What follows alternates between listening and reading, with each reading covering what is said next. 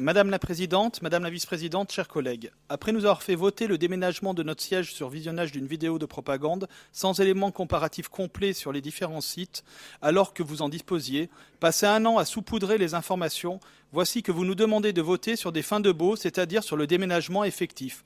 Encore une fois, le groupe Front de Gauche est favorable au déménagement du site, mais non qu'il s'opère dans l'opacité.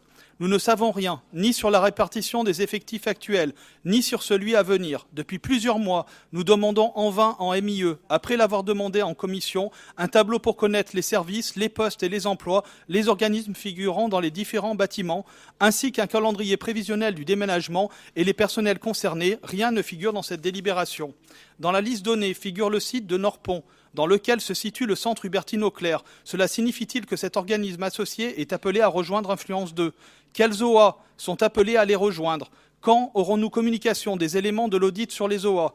Plus généralement, peut-on enfin savoir quels sont les services et OA qui sont concernés par ces baux ? Il est phénoménal de ne pas en avoir la liste. Pas un mot sur les personnels concernés et le calendrier de leur déménagement envisagé. Ils apprécieront. À propos des OA, je me dois de vous parler de l'Agence des espaces verts. Ces personnels sont en droit de savoir leur devenir. Mon groupe est indigné du mépris avec lequel le groupe LR les traite.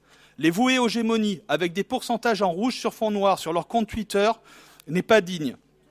Qu'ils fassent cela en preuve de leur soutien à votre politique, Madame la Présidente, ne vous grandit pas. Écrire en Times 2 qu'il s'agit de chiffres sur 4 ou 5 ans, ne pas donner les montants des primes concernées ni des revenus moyens du personnel, parler de 24% d'augmentation des emplois alors qu'ils sont à peine 120 agents pour l'ensemble de l'Île-de-France et stigmatiser une augmentation de 3,5% par an de frais de fonctionnement est un procédé digne du FN ou du GUD.